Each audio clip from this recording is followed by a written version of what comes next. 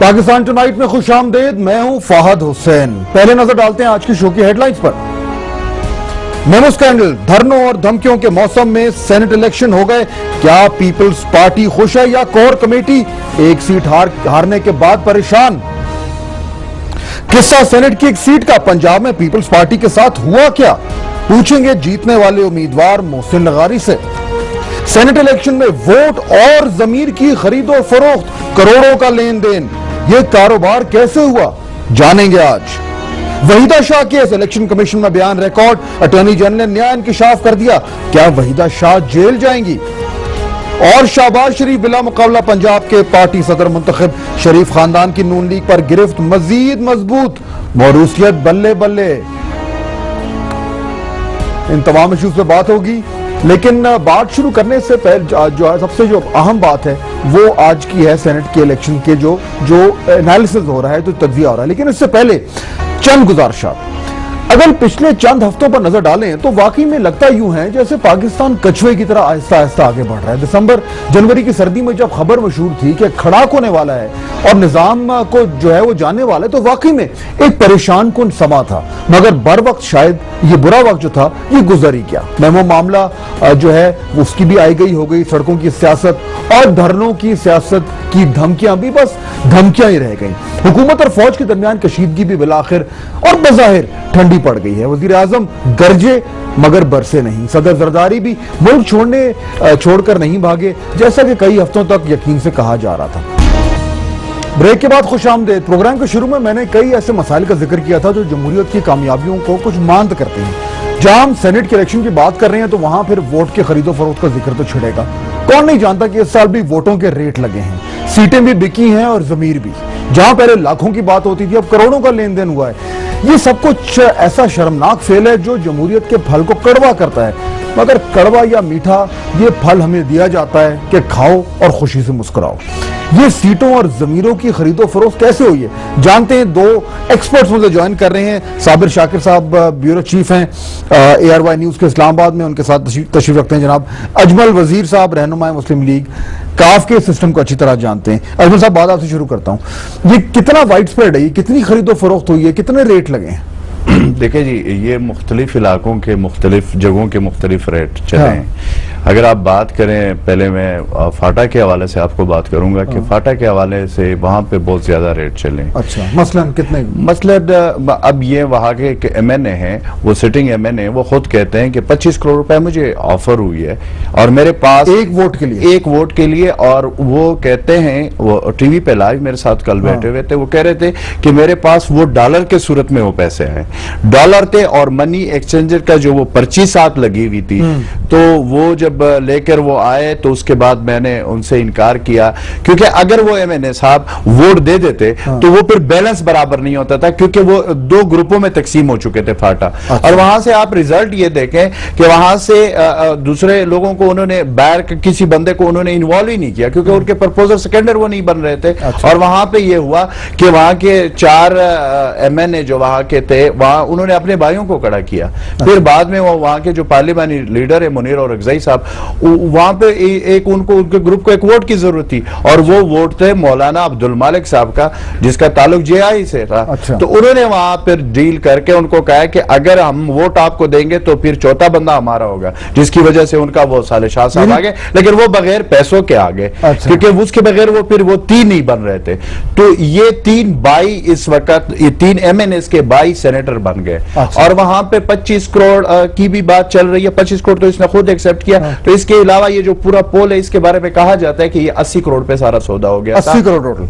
हाँ, ये कहा जा रहा है। अच्छा। और उसमें फात जो अहम बात थी वो ये थी कि ये जो लोग इस तरीके से जो इन्होंने सौदे किए, अब आप फाटा के हवाले से आपको सूरत हाल का भी पता है कि वहां पे ऑपरेशन भी हो रही है और वहां से ड्रोन हमले भी हो रहे हैं, और ये वो वहां के नुमाइंदगी हुई। साबिर, ये कितना वाइड स्प्रेड है कि मतलब फाटा का जिक्र हो गया, KP की असेंबली में भी सुना है कुछ हुआ है, बलूचिस्तान में भी हुआ है, क्या खबरें आई हैं? इसमें कोई शक नहीं रहा। अब तो चीजें ऑन द रिकॉर्ड आ गई हैं। पहले तो होता था कि इत्तलात छुपे होता थी, था। ढके छुपे। हाँ। अब तो जैसा कि अखवंजा चट्टान ने भी कह दिया, बलूचिस्तान से भी एक एमपीए ने कह दिया कि 65 करोड़ रुपए मुझे गिफ्ट मिला है। हाँ। तरक्याती फंड नहीं है, गिफ्ट है मुझे इलाके की आवाम को। हाँ।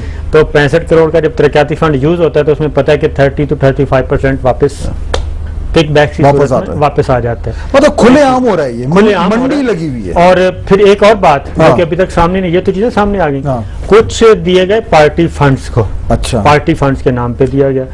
कुछ पार्टीज के ट्रस्ट भी चल रहे हैं, कुछ वहां डाला गया। अच्छा, तो ये चीजें भी हैं मतलब जो मुख्तलिफ तरीके से ही हो रहा मुख्तलिफ है। तरीके से। किसी ने कहा कि ये पार्टी फंड के नाम है, किसी ने कहा ये मैं ट्रस्ट को दे रहा हूँ, किसी ने कहा कुछ कह लेकिन दे रहा हूं। अच्छा, ये अजमल साहब, ये इसको क्या बुरा नहीं मानते? मतलब सारी पार्टियां इसमें मुलव्विस हैं, सबको पता है, सब बहुत हद तक हिस्सा भी ले रहे हैं, तो ये इसको एक्सेप्ट कर लिया क्या है कि भाई ऐसा है, ऐसा ही चलेगा, कोई बुरा नहीं मानता इसको?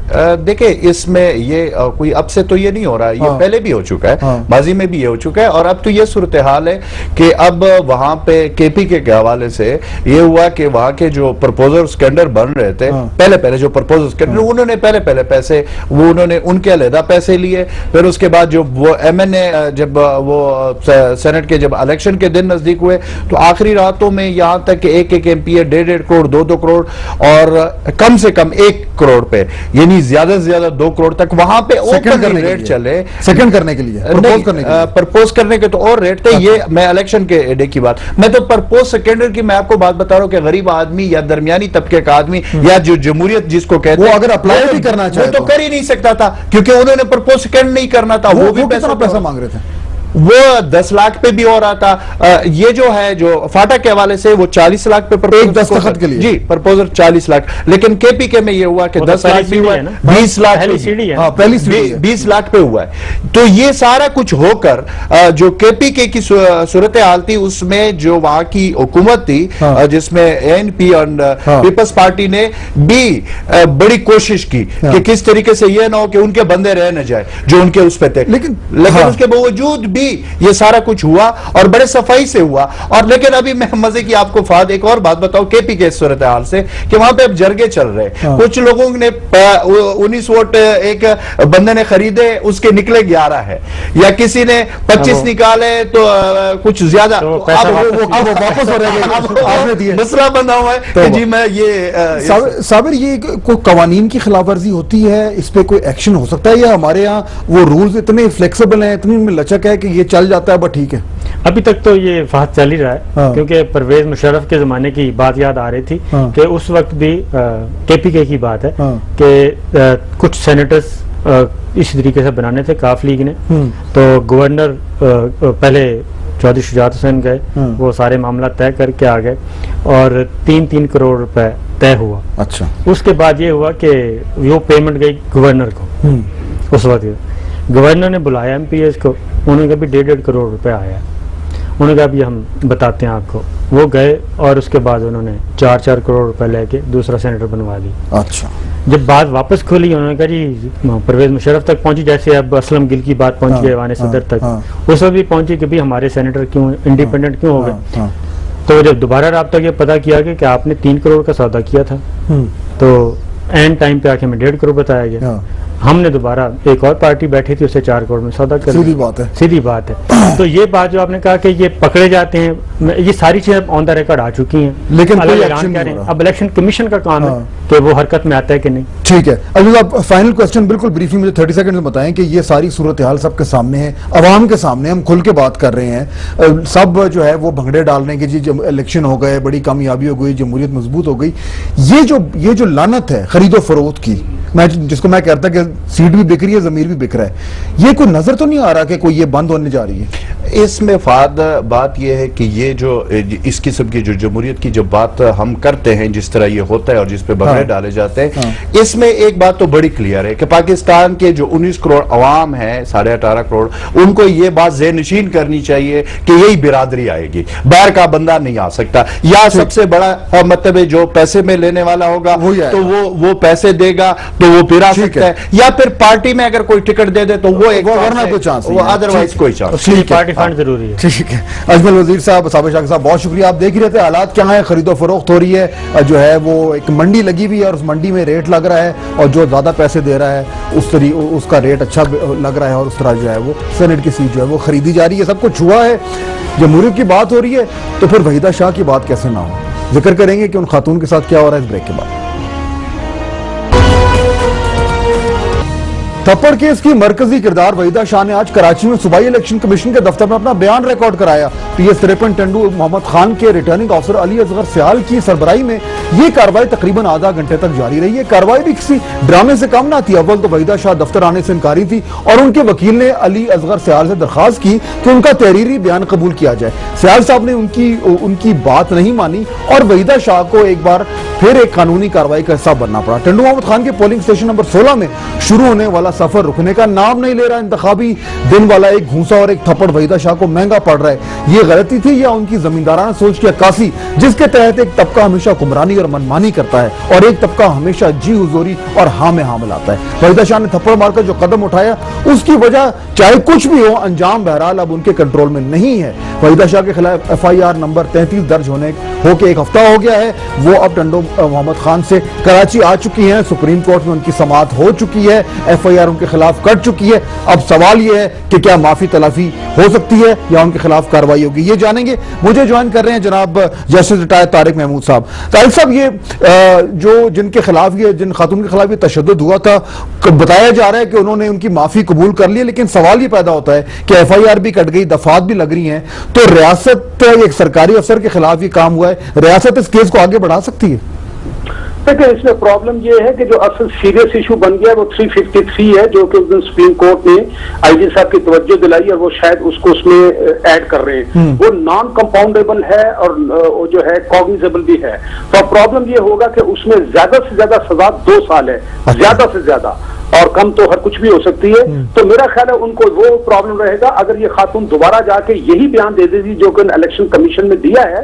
तो जुर्म तो साबित हो जाएगा, लेकिन एक मिटिगेटिंग सरकमस्टांस जरूर होगा और लगता ये है कि उसको सजा जो है 2 साल से कम होगी और इसका एक अल्टीमेटली असर उसको ये बेनिफिट शायद मिलेगा कि सीट तो उसकी कोई नहीं जा रही, लेकिन चूंकि लेफ्ट ओवर पीरियड हार्डली 1 साल है, तो लगता ये कि उसको थप्पड़ वाकई महंगा पड़ेगा और वो ये बाकी जो लेफ्ट ओवर पीरियड है उसमें काफी वो मुश्किलात का शिकार रहेगी। तो अगर कन्विक्शन होती है तारिक साहब, तो फिर सीट उनकी कैसे उसके हाथ में आ सकती है? नहीं, सीट नहीं जा रही ना। देखें, सीट बड़ा टेक्निकल बात है। पहली बात यह कि सीट 2 जगह पर क्वालिफिकेशन 2 जगह रेलेवेंट होती है। पहली, जिस वक्त आप नॉमिनेशन पेपर दाखिल करें उस वक्त डिस्क्वालिफिकेशन कोई नहीं थी। दूसरी बात यह है कि जब वो इलेक्ट हो जाएंगी, जो कि अभी तक नोटिफिकेशन नहीं हुआ, जो कि शायद हो जाएगा अगर कोई और प्रॉब्लम ना हुआ, तो फिर अगर आप आर्टिकल 63 क्लास H देखें ना, तो उसमें कम से कम सजा 2 साल होनी चाहिए उसको डिस्क्वालिफिकेशन करने के लिए। और उसके बाद स्पीकर का भी इख्तियार है, फिर इलेक्शन कमीशन का भी इख्तियार है। लेकिन प्रॉब्लम यह है कि मुझे जो बात लग रही है कि एक मिटिगेटिंग सर्कमस्टांस की बजाय, क्योंकि वहां पर 353 में मैक्सिमम सजा 2 साल है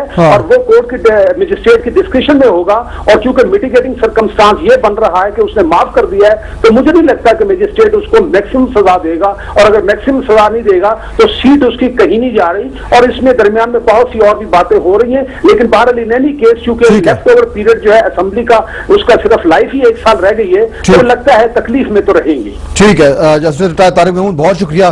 बता रहे थे कि सूरत हाल क्या डेवलप हो रही है और लगता ये है कि अब ये जो थप्पड़ है जितना महंगा पड़ेगा, जितना लग रहा था उससे शायद ज्यादा महंगा पड़ जाए। उम्मीद ये है कि जो बाकी लोग हैं वो भी इससे कुछ सबक सीखें। प्रोग्राम का वो खत्म हो रहा है, लेकिन जाने से पहले हिज़्ब रिवायत आखिरी बात, और जहां जमहूरी तमाशों की बात हो रही है वहां आज ये भी सुनने और देखने में आया कि मियां शहबाज शरीफ साहब बिला मुकाबला मुस्लिम लीग नून पंजाब के सदर मुंतखब हो गए। यानी नून लीग अब ये रिवायत डाल रही है कि पार्टी के इंतखाबात आमतौर पर बिला मुकाबला ही होंगे, और होना कैसे, किसके मजाल के मियां नवाज शरीफ या मियां शहबाज शरीफ के खिलाफ इलेक्शन लड़े, ये तो सियासी खुदकुशी के मुतरादिफ होगा। मामला यहीं नहीं रुकता, शरीफ खानदान अब मुकम्मल तौर पर इस जमात पर हावी हो चुका है। जिन खानदान के अफराद के पास पार्टी ओहदे मौजूद है उनमें शामिल है मियां नवाज शरीफ, मियां शहबाज शरीफ, कुलसूम नवाज साहबा, इसहाक डार, कैप्टन सफदर, आबिद शेर अली, और उसके अलावा हमजा शहबाज और मरियम नवाज वैसे ही पार्टी के मामलात में सरगर्म है। अब चाहे नून लीग हो या पीपल्स पार्टी, अवामी नेशनल पार्टी हो या JUI, खानदानी क़यादत की ईद है। अगर आपका ताल्लुक इन खानदानों से है तो पक्की पकाई ताजा रोटी आपके लिए तैयार है,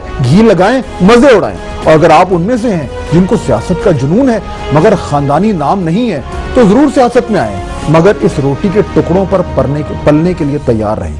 नसीब अपना अपना। फहद हुसैन को इजाज़त दीजिए। अल्लाह हाफ़िज़।